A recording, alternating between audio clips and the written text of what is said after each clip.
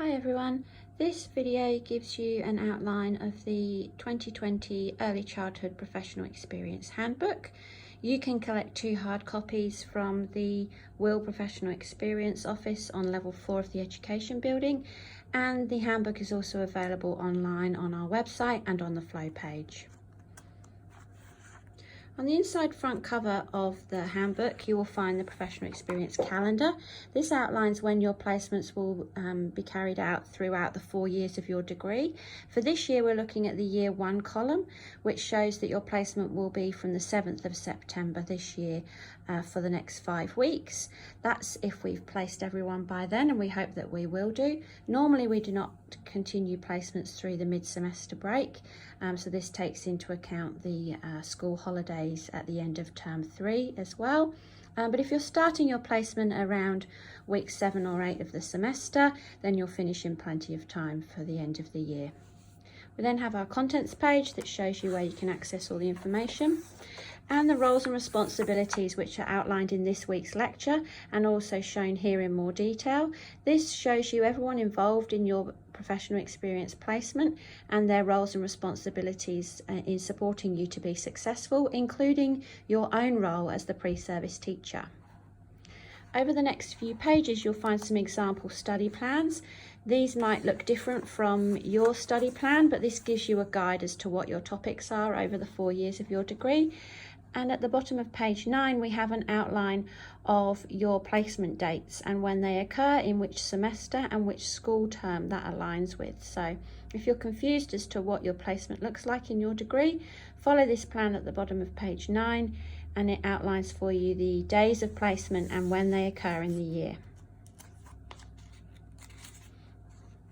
On the next page, we have what happens in each professional experience. So again, if you're confused at any time, you can look on page 10 to see what happens in each placement, and especially focus on Year 1, which is your placement this year, EDUC 1225, and how that aligns with our play, learning and development topic also, and how that also follows through into your Year 2A and 2B placements.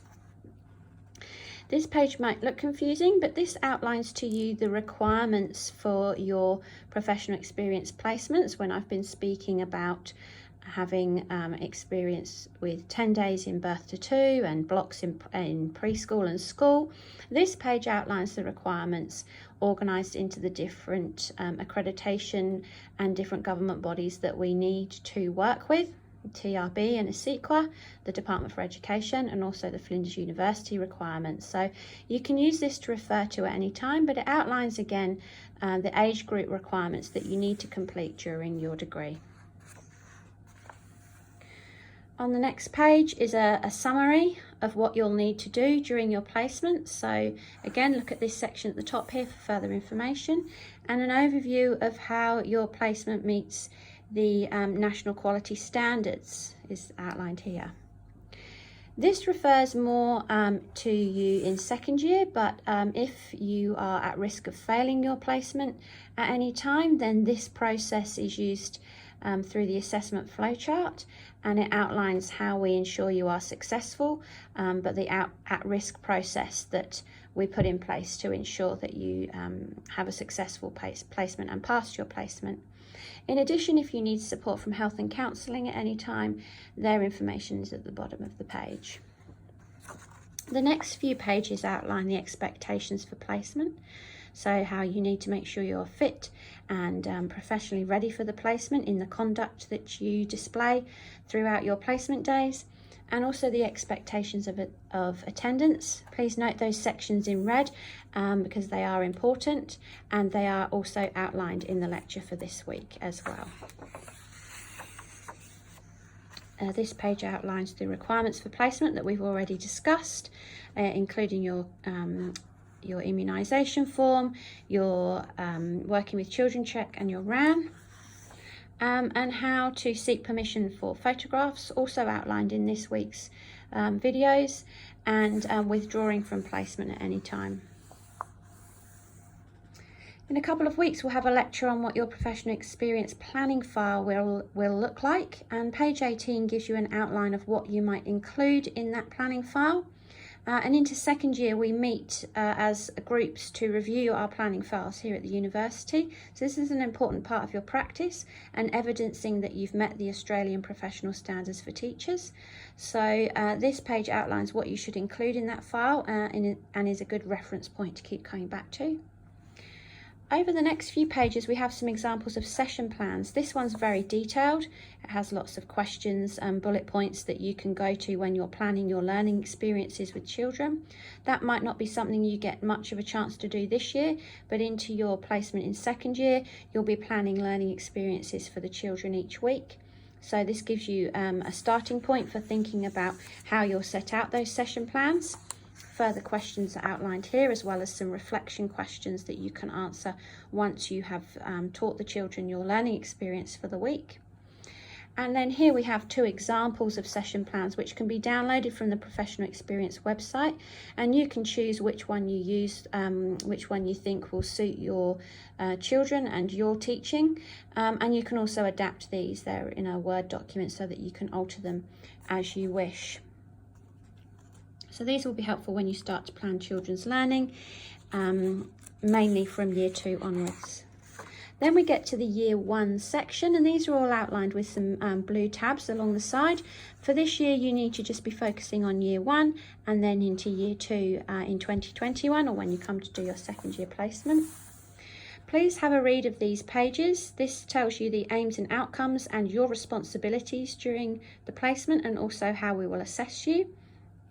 A major part of this placement is completing your personal reflections, and the reflection questions that you can use are on page 23 here.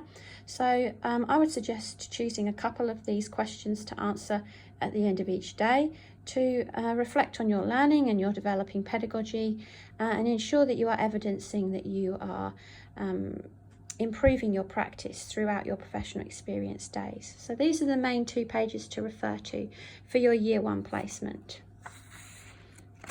On the next page, we have your record of visits. You should get this signed by your mentor or by a staff member at the site every day for your placement. So this is evidence that you've attended your placement, and is an assessment in the topic, and is attached to the topic SAM. So for each placement day, please make sure this page is signed. Once it's completed and you've done your 5 days, you'll need to scan or take a photo of this page and upload it to the flow page. And we have a copy of the topic SAM, which is also on the flow page that you can refer to. Then we're going to skip all the way to the back of the book, to the final section that you'll need, which are the Australian Professional Standards for Teachers. These are on page 61 onwards. And for this year, we're looking at the novice level, and those are the standards as they start at 1.1 on this page, and then you move on to number 2 and number 3, 4, 5, 6 and 7 over the following pages. And the standards are listed down the left hand side there, and you should be looking to meet these throughout your placement. In first and second year, we look at the novice column.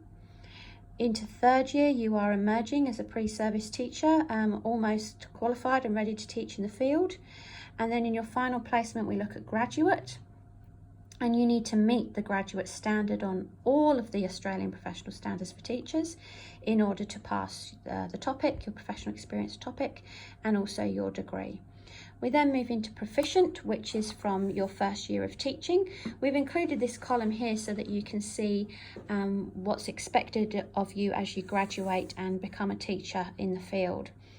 So for this placement and next year, we're looking at novice, and from next year you'll need to write a final report that shows how you've begun to meet some of these standards. So these are an important aspect to get to know, because you're going to be using them a lot over your degree. In the final topic, the professional educator topic in final year, you will need to create an e-portfolio that shows how you have met all of the standards. So it's worth getting to know these now because you're going to be using them into the future.